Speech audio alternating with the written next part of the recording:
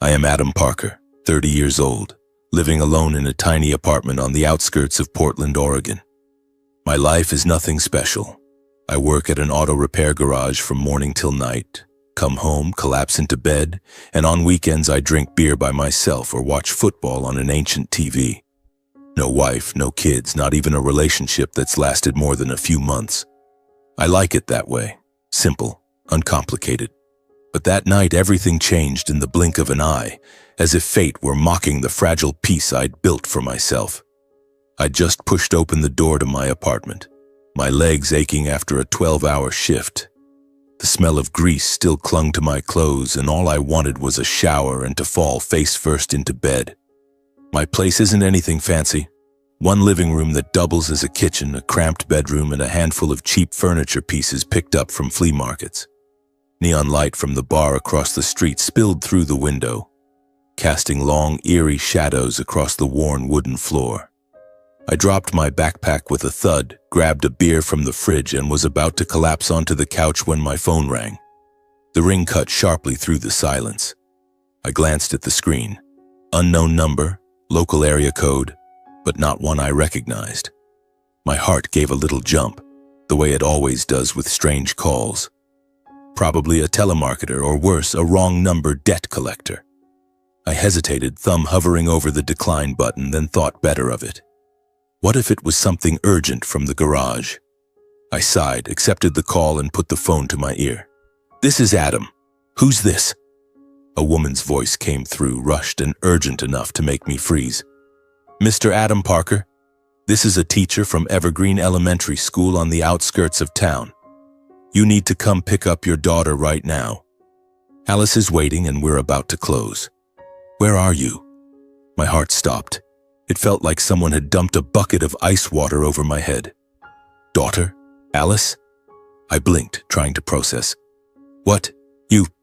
You've got the wrong person. I don't have a kid. I'm single. Never been married.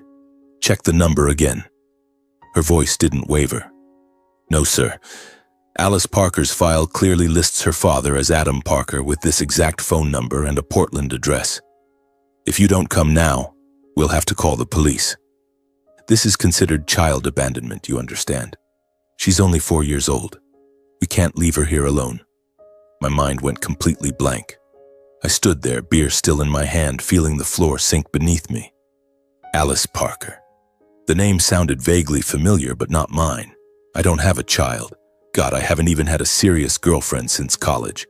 This had to be a mistake, or a cruel prank. Someone hacking my information? I tried to keep my voice steady, but my heart was pounding. "Listen to me. I do not have a daughter. Someone must be using my name. Check the records again or put the principal on the phone." She sighed, sounding even more tense. "Mr. Parker, we've already verified everything. She has a family photo and all the information matches perfectly. If you don't come, we will call the police.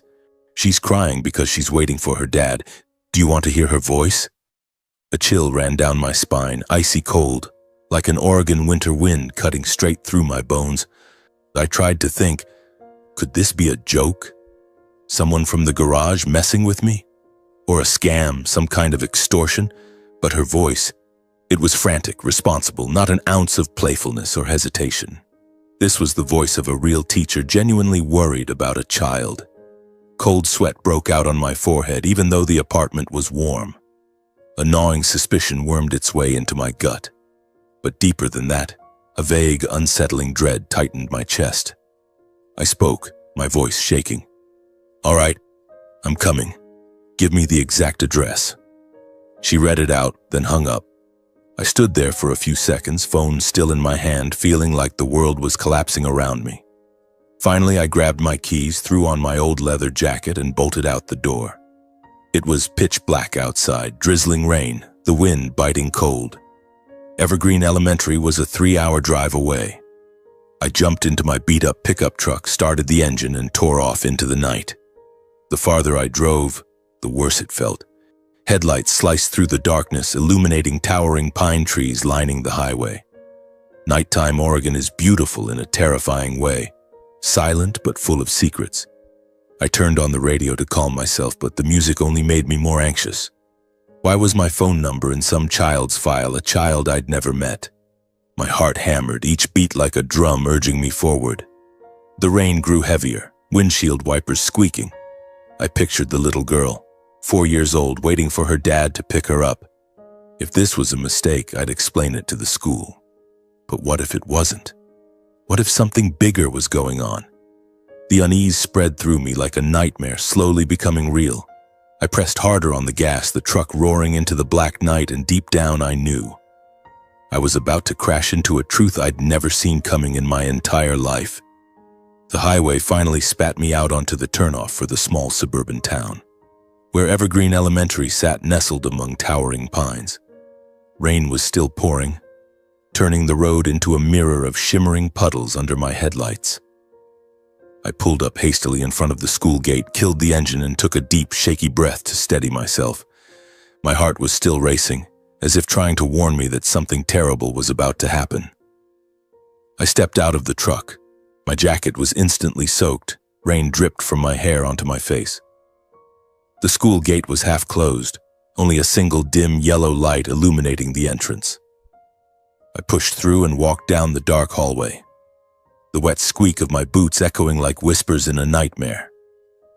The office was at the end of the corridor, light leaking from the crack beneath the door. I knocked lightly, then pushed it open without waiting for an answer. Inside, a middle-aged woman, clearly the teacher, sat behind a desk, looking exhausted but still professional. Next to her, on a chair too tall for her, sat a little girl whose feet dangled without touching the floor. The teacher stood up the moment she saw me, relief mixed with reproach in her voice. "Mr. Parker, you finally made it. We've been waiting over an hour. This is Alice, your daughter." I froze in the doorway, eyes locked on the child. The little girl lifted her head. Big round eyes regarded me warily. The instant our gazes met, the world seemed to stop. Her face. God, it was Ariana as a child. The same delicate, slightly upturned nose, the same small, pretty mouth, and especially those eyes. Warm brown with long, curled lashes, exactly like my little sister in the old childhood photos. My heart clenched. An icy shiver ran down my spine. This couldn't be coincidence. Ariana, could it be? No, impossible. She disappeared 4 years ago, and if she'd had a child, the timing would make the kid exactly 4 years old right now. Or, I shook my head, trying to push away the insane thought. Suspicion surged like a tidal wave. I stepped closer, voice trembling. Are you sure? I don't have a child. This has to be a mistake. Please show me her file. I need to verify this. The teacher raised an eyebrow but didn't argue. She opened a drawer, pulled out a thin folder, and slid it across the desk. This is Alice's enrollment paperwork. We have complete parent information. You can look, but please don't waste any more of my time. Alice needs to go home. My hands shook as I flipped through the pages. Name, Alice Parker. Age, 4. Birth date, exactly 9 months after the period when Ariana would have been pregnant. Then the parent section. Father, Adam Parker, my phone number listed. Mother, Ariana Parker. Attached was a faded photo, blurry but unmistakably my sister, Ariana, with that sad smile and messy long hair. I nearly stopped breathing. The air in the room suddenly felt thick, like someone was squeezing my throat. Ariana, was she still alive? And this child, my niece? The truth hit me like a punch to the face, making my head spin. Guilt, anger, and confusion crashed over me all at once, crushing my chest. Guilt for not searching for her long enough, for letting her vanish without doing more. Confusion. Why was my name listed as the father? Had Ariana used my identity to protect the child? I realized I was about to find my sister again after 4 years of silence. 4 years I'd lived with gnawing remorse, wondering where she was, how she was surviving. Now the truth stood right in front of me in the shape of a little girl.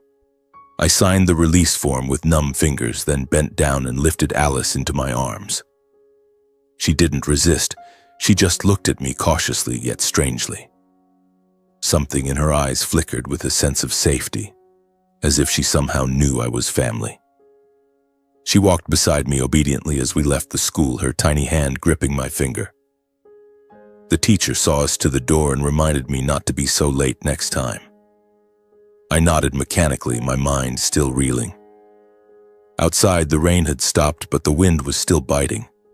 I opened the truck door, placed Alice in the back seat, and wrapped an old blanket from the trunk around her. "Are you cold?" I asked as gently as I could. In the truck, she only said her name once, Alice Parker, in a tiny voice, then fell silent, clutching a tattered doll and staring out the window like she was used to shrinking away from the world. I tried to make conversation, asked about school, about Mommy, but she just shook her head, eyes fixed on the trees whipping past. My heart ached. What had this child been through? Why was she so quiet? I glanced at the file again and memorized the home address, a rundown apartment complex on the outskirts of Oregon, not far away. I immediately turned the truck in that direction, plunging back into the night, but this time with a small passenger who changed everything.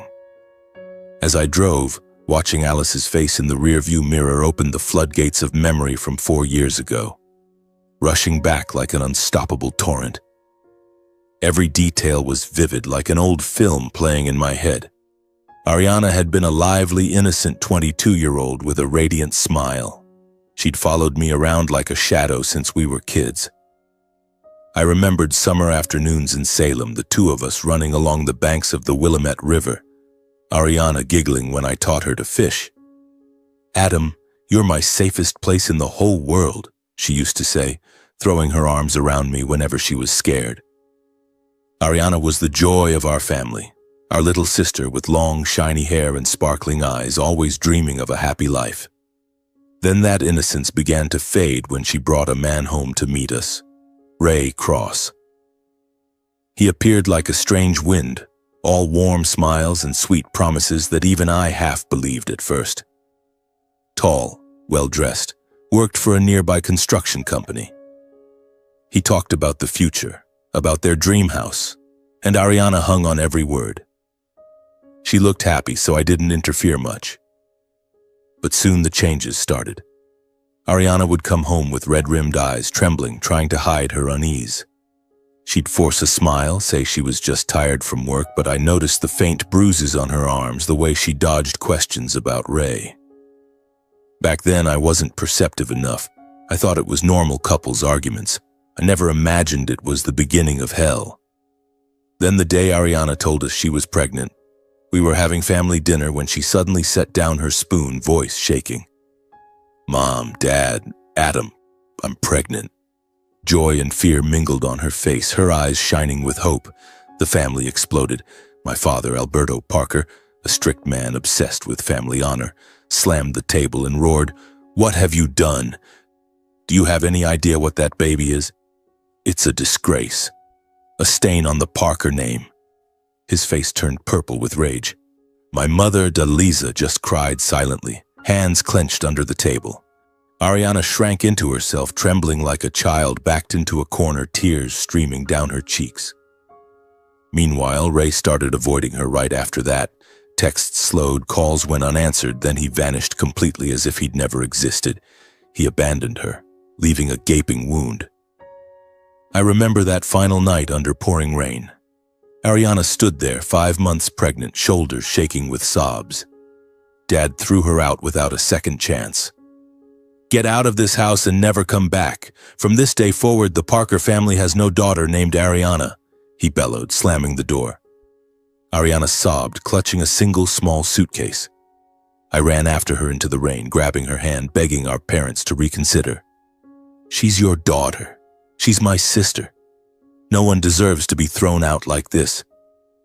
But Dad turned his back coldly and Mom only cried without daring to speak. Ariana looked at me, eyes swollen. "Adam, thank you for being the only one who stood by me. But I have to go. Mom and Dad don't want me anymore." She walked away into the darkness, rain swallowing her fragile silhouette. I stood there, soaked and helpless. From that night on, Ariana disappeared from our lives. No calls, no messages, like she'd melted into the rain and been swallowed by an invisible world. I never found the courage to search thoroughly enough. I looked for her for a whole year, posted on social media, asked old friends, even hired a private investigator. But Oregon is vast, and she had simply vanished. For 4 years I lived with that guilt, blaming myself for not being strong enough. Every night I dreamed she was calling my name, begging for help, only to wake up alone. Now, looking at Alice, a child who was the spitting image of her, everything came slicing back like knives. Reality snapped back into focus, and I could never have imagined that today, everything I'd lost was returning in the cruelest way possible. Ariana, where was she? What had happened?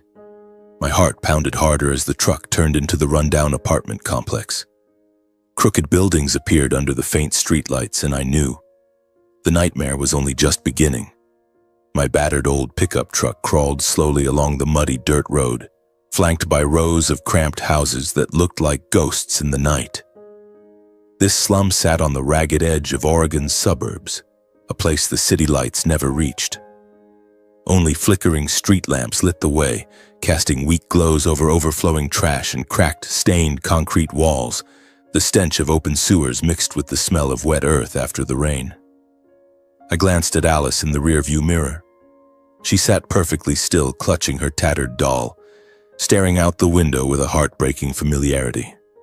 "Where's your house, Alice? Show me," I asked as gently as I could, trying to keep my voice steady even though my heart was pounding like war drums. She pointed ahead, her voice tiny. "Right there, mister. The one with the green door." Each meter we advanced made my heart beat harder, as if every inch dragged me deeper into hell. I had never imagined Ariana, my little sister who grew up in a proper house in Salem with a green lawn and warm family dinners, could ever live in a place like this. For 4 years I had pictured her somewhere far away, maybe struggling but rebuilding a life. Not this. Not a dangerous slum where dogs barked endlessly and shadowy figures lurked beneath broken streetlights. We stopped in front of a dilapidated shack, cracked walls, a rusted tin roof rattling in the wind. The front door hung ajar, unlocked, just a rotten plank leaning crookedly to one side, as if someone had kicked it in and never bothered to fix it. My chest tightened. This was home? This was where Ariana and Alice lived? I killed the engine and took a deep breath, but the icy air still clawed its way into my lungs. "Is this the one, sweetheart?" I asked Alice. She nodded, a flicker of worry in her eyes. I lifted her out of the truck. She clung tightly to my hand and we walked toward the door. Every step felt heavy, as though I were walking into a nightmare I didn't want to wake from. I pushed the door open. Instantly, a wave of damp, rotten cold hit me like a slap. The room was pitch black except for faint streetlight leaking through a broken window. I switched on my phone's flashlight and swept it around, filthy floor covered in dust and debris. Then my beam froze. A body lay sprawled on the dirty floor, tangled, matted hair. A familiar silhouette. God, no. Ariana. She lay motionless, face deathly pale, eyes closed. My heart stopped for a second, then hammered wildly. I stood rooted to the spot, unable to believe my eyes. Ariana, my sister, the one I'd searched for 4 years, was lying here in this wretched shack, looking like a lifeless shell. The soft patter of Alice's footsteps sounded beside me, followed by a choked sob that exploded like a gunshot. The little girl threw herself forward, knelt, and wrapped her arms around the unconscious woman, shaking her desperately. "Mommy! Mommy, wake up! Don't sleep anymore. I'm home." Her voice broke into heaving sobs, tears streaming down her cheeks as her tiny hands clutched her mother's shoulders. The sight stabbed straight through my heart. I dropped to my knees beside them, my trembling hand hovering near Ariana's nose, a faint, shallow breath. I quickly checked her pulse at the neck, weak, barely there. Her skin was ice cold, lips purple. Alice clung to her mother's legs, wailing. I pulled the child into my arms, trying to soothe her even as panic clawed at me. "Mommy's going to be okay. I'm taking her to the hospital right now." But when the flashlight beam swept across Ariana's body, I saw them. Bruises on her wrists, arms, legs. Old and new, mottled purple and yellow, the unmistakable marks of prolonged violence. Each one cut into me like a blade, sending chills through my entire body. Who did this? Ray? Had that bastard come back and done this to her? I remembered the faint bruises 4 years ago that she tried to hide, and I hated myself for not seeing the truth sooner. My little sister, once so strong and bright, now lay broken like a discarded doll, too exhausted and beaten to fight anymore. I scanned the room to take stock. The fridge stood wide open, completely empty except for a few scattered beer cans. The stove was cold and dusty, unused for days. Shattered liquor bottles glittered on the floor, furniture overturned, a snapped table, a toppled chair, clothes strewn everywhere, as if a violent struggle had taken place. My stomach twisted. This wasn't a home. This was hell. Ariana had lived like this for 4 years, with a small child, completely alone. I pictured her shielding Alice from flying fists, and tears burned my eyes. Why didn't she call me? Why didn't she come back? Guilt and rage surged together, but there was no time for questions. She needed help now. I scooped Ariana into my arms. Her body was terrifyingly light, wasted away, more like a child than an adult. Her skin felt paper-thin, bones sharp beneath the threadbare clothes. Alice followed, sobbing and clutching her ragged doll, eyes red and fixed on her mother. "Mommy's going to be okay, I promise," I whispered, even though I wasn't sure I believed it. We rushed back into the freezing night. I laid Ariana across the back seat, wrapped my leather jacket tightly around her to keep her warm, then slammed the door. Alice climbed in beside her mother, stroking her hair and crying softly. I jumped behind the wheel, started the engine, and tore off into the darkness. The suburban streets were deserted, only distant sirens and the returning rain for company. I floored it, tires skidding on muddy roads, heart pounding so hard I thought it might burst. All I could hear was the faint, ragged breathing behind me, Ariana's fragile gasps like a whispered plea for help, and Alice's broken sobs, trying so hard to stay quiet but failing in waves, as if every second brought us closer to tragedy. I glanced in the mirror. Alice curled against her mother, face buried in Ariana's shoulder. The sight tore me apart. "I'm getting Mommy to the hospital right now, Alice. She'll be okay. Just hang on, I'm here," I said, voice shaking. But dark thoughts flooded in. What if I was too late? What if she didn't make it? What had she endured alone all these years? I remembered that rainy night she left, pregnant, heartbroken, and how helpless I'd been. Now fate was giving me a chance to make it right, but in the cruelest way possible. The road to the hospital felt endless. I raced through dark neighborhoods, headlights slicing the night, briefly illuminating huddled homeless figures on the sidewalks. Rain hammered harder, wipers screeching in rhythm with Alice's crying. Finally, the flickering neon sign appeared. Oregon Community Hospital, an old building but our only hope. I screeched to a halt at the emergency entrance, scooped Ariana into my arms, still unconscious, and ran. Alice sprinted behind me, clutching the hem of my jacket. I burst through the bright, cold corridor, the smell of disinfectant hitting me like a wall. "Please help my sister. She's unconscious," I shouted at the medical staff. They rushed over with a gurney, laid Ariana on it, and wheeled her into the trauma room. "Sir, please stay calm and wait out here," a nurse said, professional but distant. I stood outside the doors, watching through the frosted glass as they hooked up IVs and monitors. My chest felt crushed. I held Alice close. She pressed against me, crying quietly. Through the glass, I could see Ariana lying there, fragile under the harsh white lights, and all I could think of was the darkness she'd endured alone for 4 years. Pregnant and abandoned, giving birth in poverty, then beaten by that monster. Why didn't she call me? Why did she suffer in silence? Tears rolled down my face, mixing with sweat. Alice whispered, "Mister, will Mommy wake up?" I hugged her tighter. "Of course, sweetheart. Your mom is so much stronger than you know." But inside I was terrified. This nightmare wasn't over, it had only just begun. I sat in the hallway, time crawling like torture, my mind spinning with memories and fear. Ariana, my little sister, was finally found, but in the worst possible state. I would never let her suffer again. Never. The hospital corridor was icy cold, thick with the sharp smell of disinfectant and the endless beeping of machines echoing from nearby rooms. Alice had finally fallen asleep in my arms, still clutching her ragged doll, her small face pale with exhaustion. I glanced at the wall clock. More than an hour had passed since they wheeled Ariana into the emergency room. Every minute dragged like a boulder, crushing my chest. At last, the doors swung open. A middle-aged doctor stepped out, face grave, tired eyes half hidden behind black-rimmed glasses. My heart clenched so hard I thought it might stop.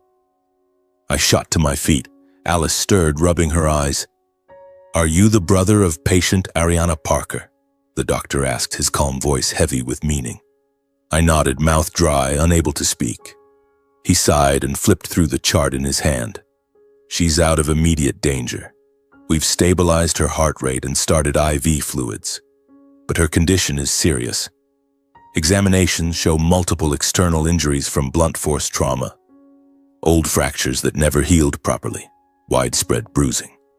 These are classic signs of prolonged domestic abuse, likely spanning years." He looked straight at me. The bruises on her body indicate repeated long-term violence, not a one-time incident. It felt like someone had punched me in the face. Long-term abuse? Ariana, the girl who used to laugh without a care in the world, had been beaten like this? Blood rushed to my head. My ears rang. My heart felt ready to explode. The doctor continued, voice steady. "Additionally, she is severely malnourished, critical vitamin and calorie deficiency, pneumonia from living in damp, moldy conditions, chronic sleep deprivation, likely from prolonged stress and insomnia. She'll need inpatient treatment for days, possibly weeks, to avoid complications like respiratory failure or widespread infection. We'll monitor her closely." I nodded mechanically, head spinning. Malnutrition, pneumonia, years of beatings. How had she survived it all? I signed every admission form with shaking hands, agreeing to cover the costs even though my bank account from the garage barely kept me afloat. I'd sell the truck if I had to. The doctor rested a hand on my shoulder. "You got her here just in time. Let her rest now." I followed him to the recovery room, Alice holding my hand, her little feet pattering beside me. The long hallway stretched under harsh fluorescent lights that made everything feel surreal. My mind swung between horror at what she'd endured and relief that she was still alive.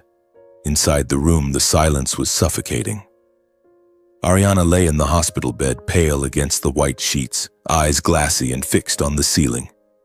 Monitors beeped steadily, IV lines dangled beside her. She looked smaller than ever, like a lost child. Alice let out a happy cry and ran to the bed. Ariana turned her head slowly. When she saw me, her eyes widened in shock. My name escaped her lips in a weak, raspy whisper as if rising from the bottom of a pit. Then her eyes filled with shame and pain, tears rolled down her pallid cheeks. I rushed to her side and pulled her into my arms, feeling the tremor in her frail body. She gripped my hand desperately and sobbed into my chest, the sound raw and broken like a dam finally bursting. "Adam, how did you find me? I'm so sorry," she kept repeating between gasps. I stroked her hair, fighting my own tears. "Don't say anything. Just rest, Ariana. I'm here now. Everything's going to be okay." Alice climbed onto the bed and curled against her mother. The three of us held each other in silence, broken only by crying and the steady beeping of machines. Ariana cried herself into exhaustion and fell asleep in my arms, leaving behind a pain that sank into my bones, an old wound ripped open until I could barely breathe. For 4 years she had lived in hell while I lived with guilt, never knowing. From that day on, I took leave from the garage. My boss agreed the moment he heard. I stayed by her bedside, caring for her as the only family she had left. Every morning I bought nutritious porridge from the diner near the hospital and fed her spoonful by spoonful, telling silly stories from our childhood to make her smile. Alice played quietly in the waiting area chairs, coloring with the new crayons I'd bought, while we waited outside whenever the nurses changed Ariana's dressings or bathed her. The hallway was quiet except for the steady beeping drifting from her room. When the nurse finally opened the door, I took Alice's hand and walked in. Ariana looked cleaner, her hair brushed, her skin less ashen. I sat beside her and took her cold hand. She squeezed back weakly. "I'm not going anywhere," I whispered, a promise I would never break. She blinked up at me, eyes shining with tears. I thought I was going to die in that room. And Alice. Those words cut through me like ice. Eventually, I decided to call our parents. I didn't expect much, but they were still her parents. They had to know.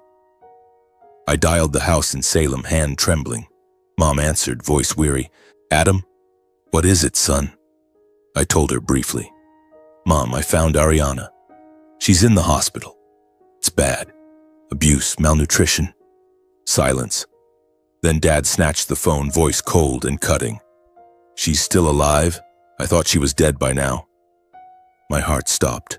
No grief, no questions, just contempt. She brought it all on herself. Got pregnant out of wedlock, ran off with that trash. Getting beaten is just the price she pays. Don't expect pity. Someone like her doesn't deserve help. I stood frozen. "Dad, she's your daughter. She was nearly killed." He cut me off. "Don't drag me into this. She made her mess. She can lie in it. I won't be tied to any more of her trouble. Family honor matters more than her life, understand? And you, stay out of it. Don't pull your mother and me into the sewer she created." They refused to visit, claiming they were busy, afraid of what the neighbors might say. Mom only cried silently on the line, too scared to speak. I hung up, shaking with shock and rage. The people who brought us into the world had turned their backs again, but that shock quickly hardened into resolve. It fueled my determination to protect Ariana where our own parents had failed. From now on, I was her family. Only me. A few days later, as her strength slowly returned, she could eat more, color returned to her cheeks. She began telling me about the missing years. We sat by her bed, Alice asleep beside her, and Ariana whispered as if afraid someone might hear. After that night, I just drifted, Adam. Worked odd jobs, waitressing, washing dishes in bars, sleeping in cheap motels. I gave birth to Alice alone in a tiny clinic. I named her Alice Parker and put your phone number as the emergency contact, because you were the only person I still trusted. My heart broke all over again. She told me Ray had come back after a year. He found me in the slums, said he regretted abandoning me, that he wanted to be a father to Alice. I was weak. I thought of her future. But then life turned into hell. His drinking, his rages with no warning, fists flying whenever he was drunk. She described nights of terror. Furniture smashed, her hair yanked as he dragged her across the floor, blows to her stomach, her face. I tried to shield Alice, but she saw everything. She'd shake with fear. A year ago, Ray left for good with another woman, but he still showed up now and then demanding money she earned scrubbing floors. If she didn't have it, new bruises appeared. She never called the police. Terrified of retaliation, she stopped, tears streaming. The day you came, he showed up out of nowhere. We fought. He wanted money. I said I had none. He beat me until I passed out and left me on the floor.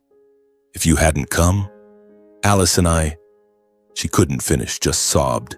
I sat stunned, rage boiling inside me like fire. Ray, that monster had to pay. Beneath the fury was an ocean of grief for everything Ariana had suffered alone in the dark for 4 long years.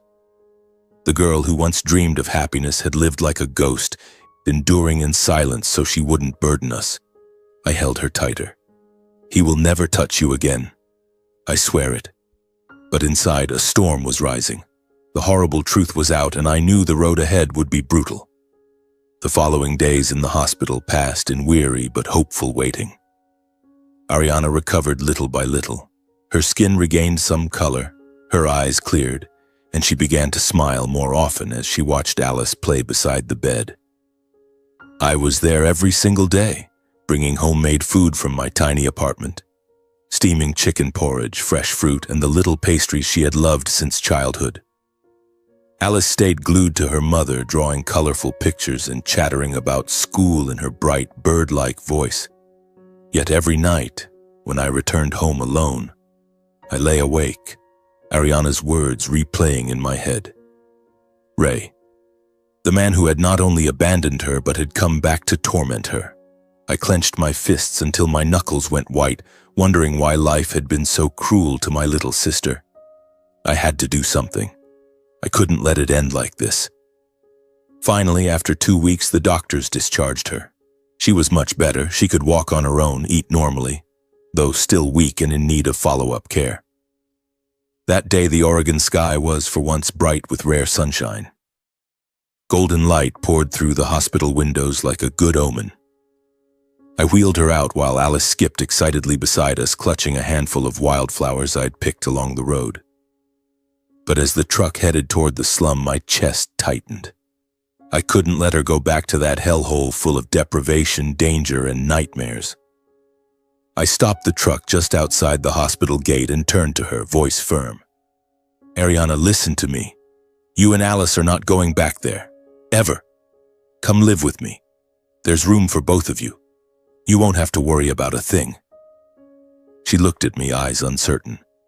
She bit her lip, fingers twisting the thin hospital gown. Adam, I don't want to be a burden. I've caused enough trouble already. That apartment, it's been our home, however temporary. Her voice trembled with shame. I saw the fear in her eyes, fear of being rejected again, fear of depending on someone. But I didn't back down. I told her about my place. Small but clean, safe, with a little backyard where Alice could play. You're my sister, Ariana. Alice is my niece. I can't let you two live in a place with no lock on the door and trash everywhere. Let me take care of you. I'm begging you. I looked at her, eyes brimming, and after a long hesitation, she finally nodded. Thank you, Adam. Thank you for not abandoning me. The three of us collected the few belongings they had from the slum, a couple of worn outfits, Alice's tattered doll, a handful of personal items, and left that place forever. As we drove away, I glanced in the rearview mirror and watched the crooked buildings disappear, a huge weight lifting from my chest. Back at my little apartment on the outskirts of Portland, the place suddenly felt warm in a way it never had before. I gave them the bedroom, a real bed, clean sheets, a soft golden nightlight. I made up a bed for myself on the old living room sofa and slept like a king, knowing they were finally safe under my roof. Ariana rested while Alice explored every corner with delighted squeals. I cooked our first dinner together, spaghetti with meat sauce, her childhood favorite. The smell of food filled the air. Alice's laughter echoed through the rooms, and for the first time, my apartment no longer felt lonely. Thank you, Adam, Ariana whispered as we ate. I never thought I'd have a day like this again. I smiled, but deep down the worry lingered. Ray was still out there, and he could show up any time. In the days that followed, life for the three of us slowly settled into a rhythm. Ariana improved visibly. She ate heartily, slept deeply, and started helping around the house. She laughed more, told funny stories about Alice, and we stayed up late watching movies like we did when we were kids. Alice attached herself to me as if I were her new anchor. She called me Uncle Adam, followed me everywhere, and even fell asleep on my shoulder while I read her bedtime stories. I took her to the nearby park, pushed her on the swings, taught her to fish in the little stream, and suddenly my life had meaning again. Mornings began with the smell of fresh coffee. Ariana sat at the kitchen table talking about old dreams while Alice drew pictures of the three of us as a family. That peace made me forget my fears, but I knew deep down it was fragile as glass. And the peace didn't last long. One evening after work, the Oregon sky already dark, rain drizzling softly, I pulled up to the apartment exhausted from a long day at the garage, looking forward to dinner with Ariana and Alice. But the moment I parked, my heart stopped. Crashing and banging came from the front door, mixed with a guttural, animal-like roar. "Open the damn door! I know you're hiding in there. "Ariana, you bitch! Get out here!" I leapt from the truck, blood rushing to my head. Ray, he was pounding and kicking the door like a madman, his huge frame looming under the streetlight, face crimson with drunken rage. Through the window, I saw Ariana clutching Alice, both of them trembling. Ariana's voice cracked with terror as she begged him to leave them alone. "Ray, please go. Just leave us in peace." I didn't think. I charged forward and shoved him away from the door with all my strength, sending him sprawling. I planted myself between him and my family, every muscle taut, fists clenched. "Who the hell are you?" he snarled, scrambling to his feet, eyes bloodshot, ready to lunge. But something in my cold, unwavering stare made him hesitate. I was taller, broader, and the murderous look in my eyes must have been unmistakable. He stayed on the sidewalk, spitting venom instead of swinging. "You're the brother, right? You think you can steal my woman and my kid? Give them back. Or I swear I'll come back, and you know what'll happen. I'll burn this whole place down and kill every last one of you." Adrenaline surged through me. My limbs shook, but I didn't step back. I locked eyes with him, voice low and icy. "Touch them again and I won't let you walk away alive. Get out of here right now, or I'm calling the cops." The word cops made him pause.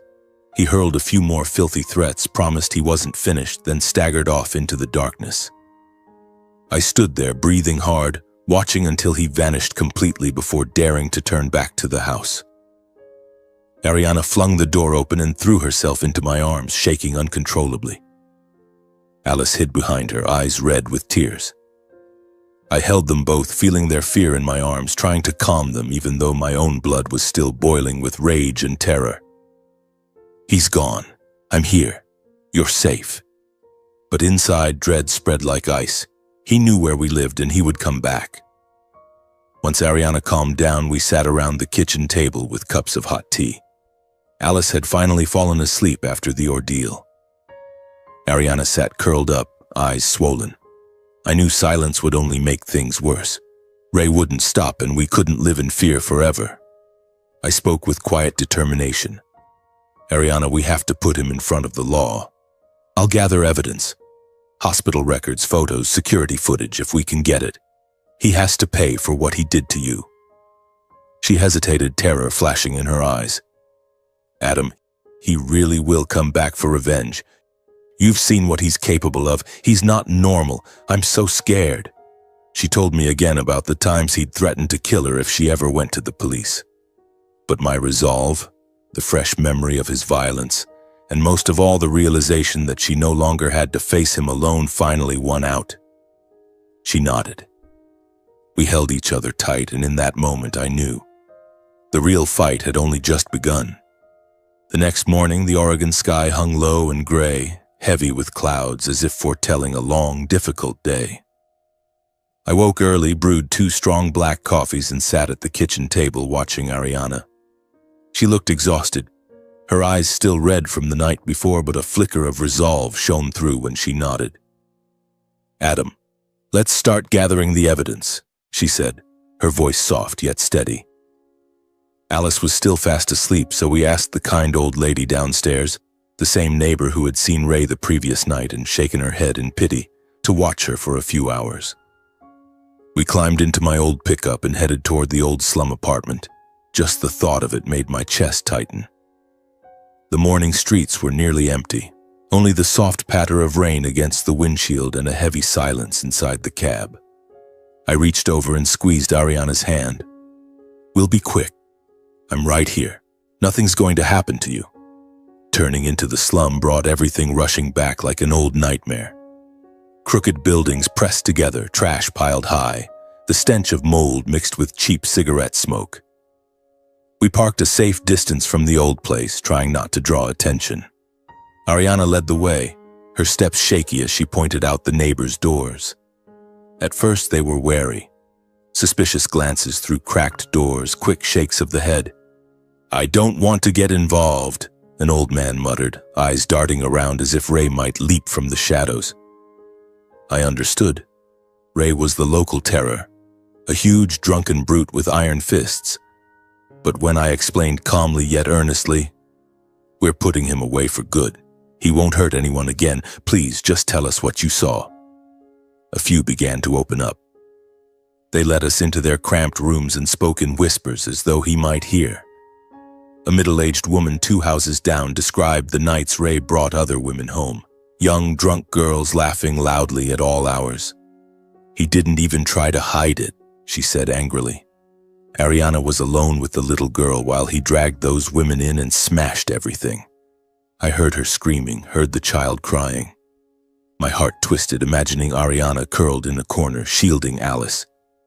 A plumber who lived nearby told of the times Ray, blackout drunk, punched through windows and hurled bottles against walls, the crash of glass echoing through the whole block. He was like a wild animal. Ariana would run out crying, face swollen. I wanted to help, but I was afraid he'd come after me. Every story was another piece of the hell Ariana had lived in. I wrote it all down carefully, my hand trembling with rage. Then came Maria, the thin white-haired woman who lived right next door. Her hands shook as she clasped them together, voice breaking with emotion. She told us about one freezing night when Ray had shoved Ariana, heavily pregnant with Alice, out the door. Ariana collapsed onto the icy concrete, blood pooling beneath her. Maria had quietly opened her door and pulled Ariana inside for a few hours while Ray raged outside, drunk and screaming before finally leaving. Ariana had sobbed uncontrollably, begging Maria never to tell anyone, terrified that if Ray found out he would kill her. Maria took Ariana's hand now. "I can't watch you suffer anymore. I've seen too much. This time I will testify." The image of my once strong sister living in constant terror crushed me. I recorded every statement, collected shaky signatures, and saved the audio from my phone to strengthen the case. Each signature felt like progress, but the tension was thick. Everyone kept glancing over their shoulders. Leaving the slum, we drove to the small suburban hospital where Ariana had been treated so many times. The head doctor, an older man with silver hair, recognized her immediately. "Little one, you finally came back," he said, voice full of sorrow. We requested all her old medical records, the time she came in for falls downstairs, kitchen accidents, the excuses the doctors had always suspectedly doubted. "I knew it was abuse," he whispered as he handed over the thick file. "But she wouldn't talk. Now do what needs to be done. Take him to court." The folder was heavy with photos of bruises, x-rays of healed fractures, nurses' notes full of suspicion. Each page was another knife to the heart, reminding me of the nights she suffered alone. Ariana stared at the floor, tears falling. "I was so scared he'd kill me if I spoke, Adam." On the way home, we stopped at a roadside cafe to organize everything. I spread the documents across the table, hands shaking as I sorted. We added threatening texts from Ariana's old phone. "If you don't send money, I'll kill you and the kid." Constant demands for cash, loans taken out in her name, thousands of dollars of debt with her trembling signature. And the security footage from my apartment building, grainy images of Ray pounding on the door the night before, screaming, then being shoved back by me. Everything was compiled into a thick, airtight case proving years of physical and psychological abuse. I made copies, locked the originals in a safe bag, and felt a mix of relief and dread. "We have enough, Ariana. He's not getting away this time." She gave a weak smile, but fear still lingered in her eyes. Yet just when it felt like we were gaining ground, a blow came out of nowhere. My parents, Alberto and Delisa, showed up unannounced. It was late afternoon, rain pouring hard, thunder rumbling like a warning. I had just gotten home from work and was wiping down the truck in the garage when frantic knocking started at the door. I opened it and froze. Dad stood there, face purple with rage, Mom behind him, eyes red from crying. "Open the damn door, Adam," Dad roared, pushing past me without waiting. The moment he saw Ariana and Alice in the living room, he exploded. "You filthy thing! What are you doing back here? I thought you died in some ditch." His words were venomous, cutting like blades. Ariana shrank back instantly, arms wrapped protectively around Alice. Tears rolled silently down her cheeks, but she pressed her lips together, unable to speak. I stepped in front of them, voice shaking with fury. "Dad, stop it. She's your daughter." He wouldn't listen. Mom, trembling, finally explained. "We've been getting threatening letters from that Ray, Adam. Anonymous notes demanding we force Ariana back to him, or he'll hurt the whole family." My stomach dropped. "Ray had gone after our parents?" Mom continued, tears falling. "At night we hear knocking, but no one's there. Sometimes we see a figure lurking across the street like a ghost. We're terrified, Adam. Terrified he'll really do it." They hadn't called the police, too afraid of neighborhood gossip and damage to reputation. Dad was a respected engineer in Salem, Mom a retired teacher. Family honor always came first. But the harassment had worn them down. Dad couldn't sleep, Mom cried all night. Alberto lost control, jabbing a finger at Ariana. "You're bad luck. You come back and bring disaster, ruining my life. I threw you out once. Why are you here again?" His cruel words made Ariana curl into herself, clutching Alice and shaking with silent sobs, just like the night she was kicked out 4 years ago. Alice began crying too, clinging to her mother, and the sight shattered me. Dad turned on me, eyes blazing. "Adam, send her back where she belongs. Or I'll disown you too. Consider yourself no son of mine." The threat hit like lightning. My own parents, choosing honor over their daughter's life again. I stood firm, body shielding Ariana. "No, Dad. She stays with me. If you won't help, then please leave. I will protect her." They grew even angrier. Dad slammed his fist into the wall. Mom begged him to calm down through her tears, then they stormed out, slamming the door behind them like a final severance. The instant the door shut, Ariana collapsed against my chest, sobbing uncontrollably, her whole body trembling like a leaf in autumn. I held her tight, stroking her hair, whispering, "Don't cry anymore. Look at me. From now on, you and Alice will never have to face this alone. I am your family. I will protect you no matter what it takes." At that moment, I was the only warmth left to shield her from the world, and from the very family that should have protected her. Tears rolled down my own face, mixed with rage. Ray had extended his terror even to our parents, and he would pay. The evidence file sat thick and damning on the table. The fight was about to reach its peak. But with Ariana in my arms, I was ready to face it all. That night, I lay awake on the living room sofa, my father's words echoing in my head like a reopened wound. "I'll disown you too." The pain was sharp, but it only hardened my resolve. My parents had chosen fake honor over their own children, and I would never let Ariana suffer again because of that choice. The next morning, the Oregon sky was still gray, rain drumming steadily on the roof. I packed the evidence into an old leather folder, witness statements, recordings, photographs, threatening texts, everything a ticking time bomb.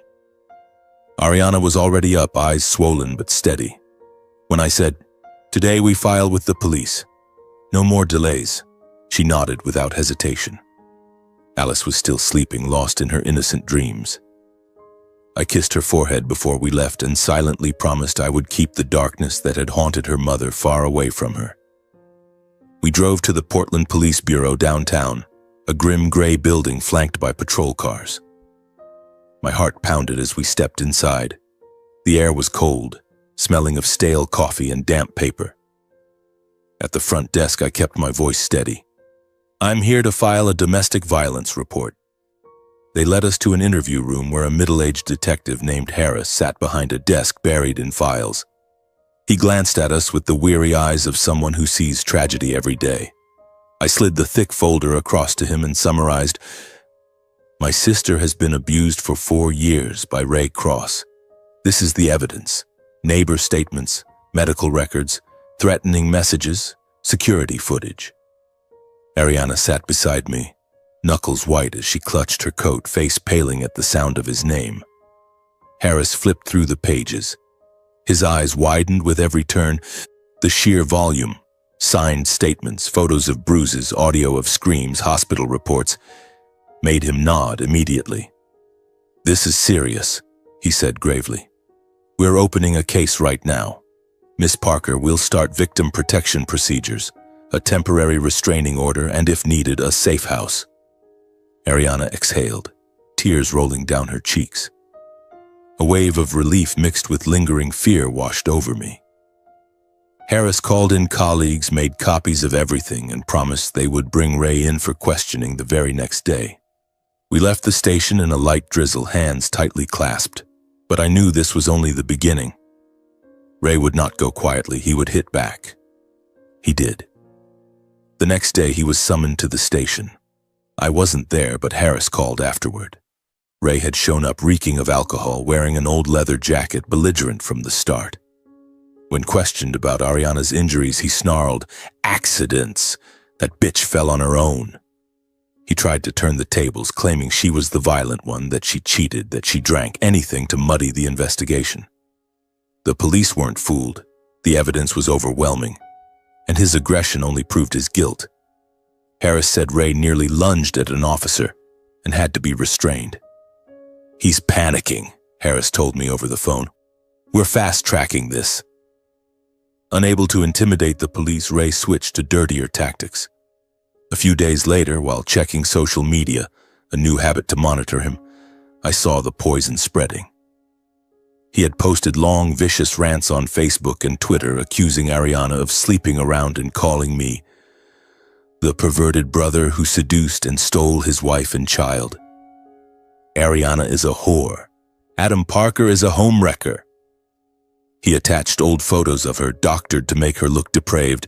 My blood boiled as I scrolled, my hands shook with rage. Public reaction split instantly. Some supported him and left vile comments. Typical trashy woman. Others doubted the story, but the damage spread like wildfire. Tabloid sites, cheap gossip pages hungry for scandal, republished everything with screaming headlines. Brother steals sister-in-law, Oregon family drama explodes.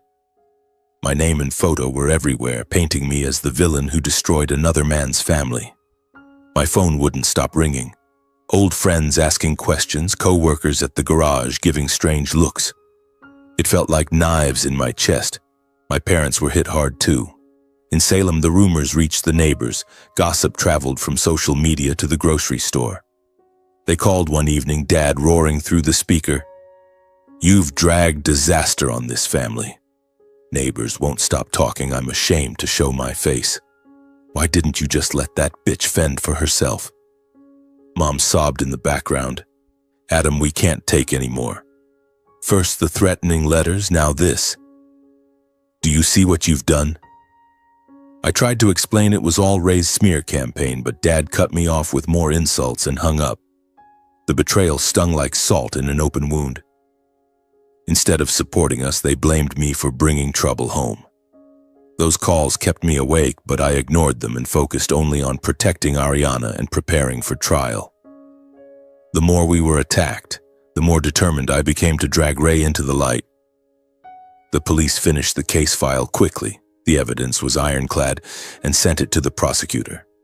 Trial was set just 2 months later. Ray, desperate, hired a cheap lawyer known for defending petty criminals. Harris said Ray kept calling the station with threats to sue. It was pointless. In the meantime, we lived on a knife's edge. Ariana rarely left the apartment, afraid of being recognized from the rumors.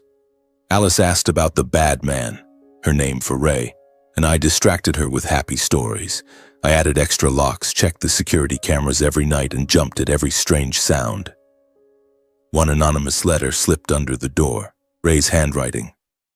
"You and your brother will regret this." Ariana cried all night. I immediately called Harris and added it to the file. Tension built like a ticking bomb. The trial would be the final battle. The day finally arrived under a rare golden Oregon sun, as if the sky itself wished us luck. The old courthouse downtown stood solemn with its stone columns, but inside the air was heavy with old wood and paper. I sat beside Ariana and Alice in the plaintiff's section, holding her hand tight. Ariana wore a simple dress, pale but resolute. Across the aisle, Ray sat with his lawyer, trying to look calm. Clean shirt, combed hair, but his eyes darted nervously and burned with hatred whenever they landed on us. My heart pounded as the judge banged the gavel and the trial began. The prosecutor, a sharp middle-aged woman, laid out the charges. Defendant Ray Cross is accused of prolonged domestic violence causing injury, death threats, extortion, and disorderly conduct. When my turn came, I stood, voice trembling but firm, and presented every piece of evidence. Neighbor testimonies recounting screams and destruction. Hospital records with photos of bruises and x-rays of broken bones. The judge raised an eyebrow. Threatening texts projected on screen. "I'll kill you if you go to the police." Security footage of Ray pounding on my door. Loan documents proving years of financial coercion. Each item landed like a hammer blow. The courtroom fell silent except for shocked whispers from the gallery. Faced with irrefutable proof, Ray's excuses only exposed his lies and cruelty. He took the stand and whined, "I loved Ariana. She hurt herself and framed me." His lawyer tried to call it a family misunderstanding, but crumbled under the prosecutor's cross-examination. The judge shook his head. Ray began to sweat, eyes wild. After 3 tense hours, the verdict came. The judge adjusted his glasses and read aloud. Defendant Ray Cross is found guilty on all counts of domestic violence causing injury, death threats, extortion, and disorderly conduct. Sentence: 10 years imprisonment and a permanent restraining order prohibiting any contact with victims Ariana Parker and Alice Parker. The gavel slammed down. The room erupted in murmurs. Ray screamed, "No! You're framing me," as handcuffs clicked onto his wrists. He was dragged away, turning one last time to glare at us with pure hatred. Ariana exhaled, shoulders shaking with relief and sobs. I simply held my sister's hand, tears rolling down my own face. 4 years of hell were finally over. We walked out of the courthouse into the warm afternoon light. No more screams, no more threats. Only the fragile peace we had fought so hard for after 4 endless years. A gentle Oregon breeze carried the scent of autumn leaves, and for the first time, Ariana truly smiled. "Thank you, Adam, for everything. Without you, I don't know what would have happened to us," she whispered. I pulled her and Alice into my arms, heart full of hope. The wounds would take time to heal, and a new journey was just beginning. But we had won. Not with fists, but with truth and love. The days immediately following the trial felt like turning to a new chapter, though the aftershocks still smoldered.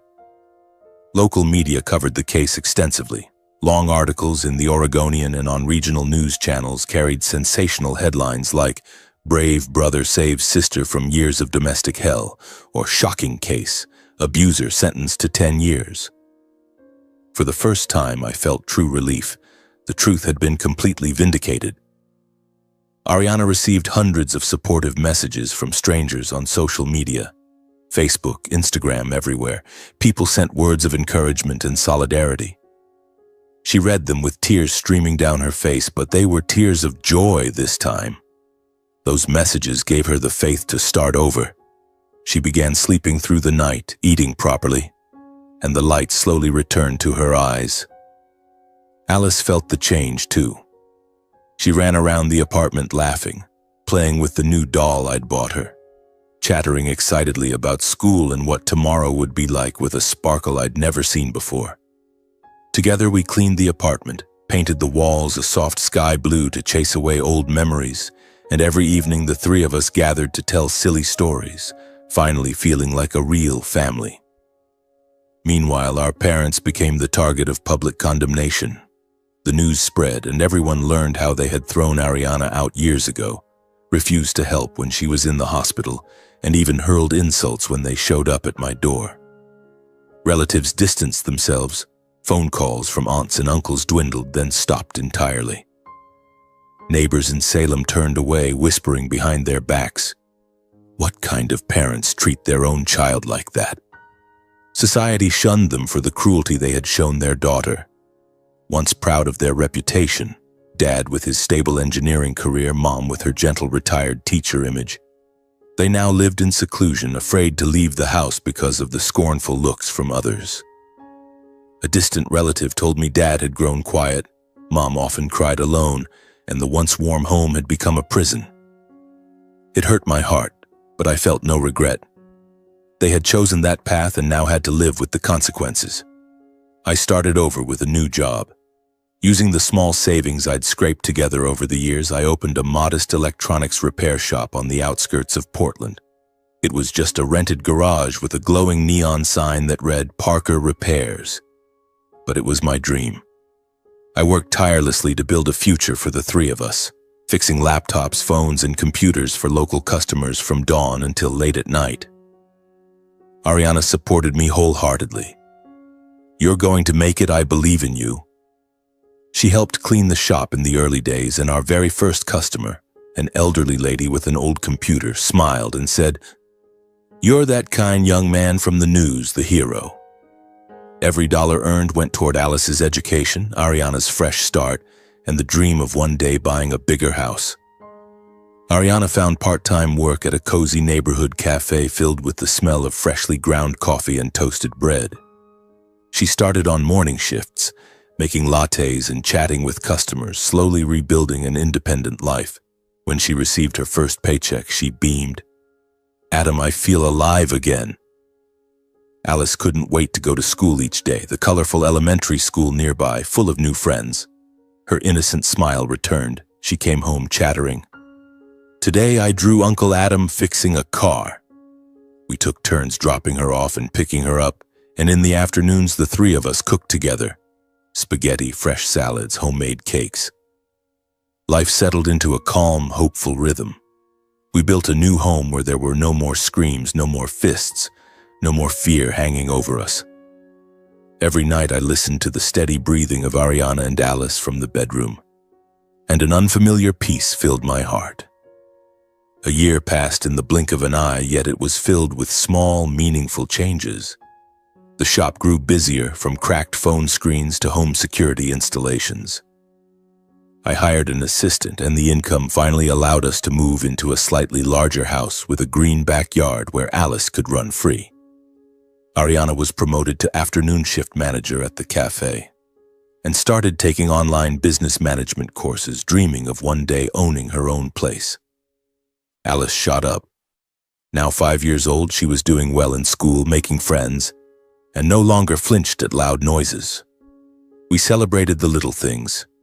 Alice's birthday with cake and balloons, Christmas with a tree we decorated ourselves, weekend picnics by the Willamette River where we used to play as kids. Memories of Ray faded like a distant nightmare, and we learned to live without looking over our shoulders. Then, on a crisp autumn afternoon with golden leaves covering the yard, Deliza, our mother, suddenly appeared at the door. I was working on a car in the garage, Ariana was making coffee in the kitchen, and Alice was playing outside when a soft knock sounded. I opened the door and froze. Mom stood there, thinner than before, eyes shadowed from sleepless nights, her face etched with deep regret and new wrinkles. She wore an old coat, clutching her purse tightly, looking like a ghost from the past. "Adam, I need to talk," she whispered, voice trembling. My chest tightened. After years of silence and harsh words, she was here now. I let her in. Ariana stepped out of the kitchen and stopped dead when she saw her. Mom's gaze fell on Ariana and Alice. Her legs seemed to buckle. Her eyes filled with guilt and tears spilled over uncontrollably. She tried to speak, voice breaking. "Ariana, my daughter, I'm sorry. I was wrong. I want my granddaughter back. I want to make it right." She sank to her knees beside Alice, reaching out with trembling hands to touch her hair. But Alice shrank behind Ariana, eyes wide with fear. Ariana stood frozen, hands clenched on her sweater, the memories flooding back. The rainy night she was thrown out, the cruel words, the years of loneliness. She could only cry, unable to speak, still too wounded to open her heart. Tears streamed down her face, shoulders shaking. Alice clung to her mother and cried too. I stayed silent the whole time, watching Mom with a mixture of pain and cold detachment. This was the woman who gave us life, yet turned away when we needed her most. When she pleaded, "Adam, please convince Ariana for me. I regret abandoning her," I finally spoke, calm but cutting. "Mom, When we needed you and Dad the most, when Ariana was pregnant, when she was being beaten, when I called begging for help, you chose to turn your backs. Now that everything is finally okay, you come asking for forgiveness? That apology is too late. The words struck like a blade. Mom staggered, clutching her chest, tears pouring down. You're right. I was wrong. But I can't bear it anymore. Your father regrets it too, but he's too ashamed to come. She bowed her head and left, walking away with the heavy steps of someone carrying a lifetime of guilt. The door closed behind her, leaving a heavy silence. Ariana collapsed into a chair, cradling Alice, shoulders trembling. I knelt beside her, resting a gentle hand on her back. Are you okay? I asked softly. She nodded through her tears. I'm not ready to forgive yet, Adam, but I don't hate her anymore. I understood. Healing a family wound couldn't happen in a single day. It would take time, genuine remorse from them, and strength from us. But at least we still had each other to keep moving forward. That night we sat around the dinner table telling silly stories to lift the mood. Alice giggled when I made funny faces. Life went on, scarred but filled with new hope. Ariana grew stronger every day, and I knew that one day the door might open again, but for now, our little home was enough. Time passed swiftly like the Oregon winds, sweeping away autumn leaves, carrying with them the painful memories that slowly faded. Life for the three of us settled into a steady rhythm. No more sleepless nights filled with fear. No more mornings waking up dreading that Ray might return. I decided to rent a larger, brighter house on the outskirts of Portland, a modest 2-story home with a lush green backyard, big enough for the little family I never thought I'd have. The old apartment had grown too cramped for 3, and with the electronics repair shop doing well, I could finally afford it. Every morning we left the house together, a quiet ritual marking our new beginning. First I drove Alice to school. She bounced out of the car with her princess backpack, beaming, "Today we're painting, Uncle Adam." Then I dropped Ariana at the cafe, where she was now trusted with more responsibility, from making drinks to managing the morning shift. "Have a good day," she'd say, kissing my cheek before stepping inside, the scent of freshly roasted coffee trailing behind her. I went on to the shop, which was thriving thanks to regular customers and word of mouth from the news stories. People came steadily, students with broken laptops, families needing security systems, and I worked with greasy hands and a full heart. Those mornings under Oregon's clear post-rain sky made life feel like a calm river after years of raging storms. In the evenings, we gathered around our simple but warm dinner table, a daily reminder that happiness lives in the small things. Ariana helped cook. She chopped vegetables while I stir-fried meat, and the smell of food filled the house, washing away the day's fatigue. Alice told us little stories from school in her chirping voice. Today I played tag with Lily, and I was the fastest. We laughed loudly, sharing funny tales about odd customers at the shop or difficult patrons at the cafe. The house rang with laughter we once thought we'd never hear again. Real, unforced laughter with no fear hiding behind it. I remember one night while washing dishes, Ariana leaned her head on my shoulder and whispered, "Adam, I never thought I'd have evenings like this. So peaceful." I turned and hugged her, feeling the warmth of a body that had once been frail from starvation, now healthy again from regular meals and deep sleep. As for our parents, though they never showed up in person, every now and then gifts and handwritten apology letters arrived for Ariana.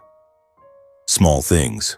A new doll for Alice, a scarf for Ariana, a box of cookies, accompanied by hesitant lines revealing late-blooming remorse. "My daughter, I'm sorry. I know this apology comes too late, but I hope one day you can forgive your father and me," Mom wrote in one letter, the handwriting shaky. Dad wrote less, but once included an old family photo with a short note. "I hope you can forgive me. I'm sorry." Ariana read them calmly, no longer angry. She sat by the window holding the letters for a long time, then whispered to me, "I don't hate them anymore, Adam. But it's not forgiveness yet. The wounds are too deep. They need time to heal. I nodded. I understood that pain of abandonment doesn't vanish easily no matter how many seasons pass. We didn't reply right away. We simply stored the letters in a small wooden box, part of a past slowly closing. I understood better than anyone. Family wounds are the hardest to heal because they come from the very people who were supposed to love us unconditionally. I didn't push Ariana, didn't try to force reconciliation with phone calls or arranged meetings. Instead, I let time do its work, trusting that genuine remorse might one day open a brighter door for all of us. Some nights after Ariana was asleep, I sat alone in the living room thinking about our parents, about the cold house in Salem now. The nights they surely lay awake with regret. My heart still ached, but the anger was gone. Only a quiet sadness remained, like a cool autumn breeze. I told myself, maybe one day our family will reconnect. But right now, Ariana and Alice come first. One afternoon, as golden sunset light bathed the backyard, I stood quietly watching Ariana and Alice play. She chased Alice across the green grass, their laughter ringing out, sunlight weaving a picture of peace we wouldn't have dared dream of 4 years ago. Ariana wore a simple floral dress, hair dancing in the wind, looking again like the lively 22-year-old she once was. Alice squealed, clutching a ball, her face radiant and free of fear. I stood at the back door holding a cup of cold coffee, realizing my life had changed forever the moment I stepped into that wretched shack and found my sister, and the true meaning of family. 4 years ago, I was a lonely bachelor drifting through days filled with work and guilt. Now I was the pillar of a small family, carrying responsibilities and joys I never imagined. From loss, violence, betrayal, and the heartlessness of those who should have protected us, I learned that the greatest strength lies not in fists or shouts, but in standing up for the people you love. Ray with his iron fists, our parents with their cruel words, they were all shadows. But shadows cannot extinguish the light of sibling love, of a mother's love for their child. The lesson I carry is this: in the darkest moments, if even one person stands by your side, the world becomes far less terrifying. The way I stood by Ariana, the way she stood by Alice, a fragile yet unbreakable chain that pulled us through hell. And my advice to anyone who has suffered like Ariana: you are not weak for asking for help. You are choosing to survive, to keep living, so that one day light can find you again. I remember the nights Ariana cried alone in the hospital, the moments she hesitated to call the police out of fear of revenge. But when she finally spoke, when she leaned on me, everything changed. Life is not always fair, but if you dare take one small step, hope will follow. Now, watching Ariana and Alice beneath the sunset, I know that is true. We survived, and now we are truly living, with all the joy and peace we deserve.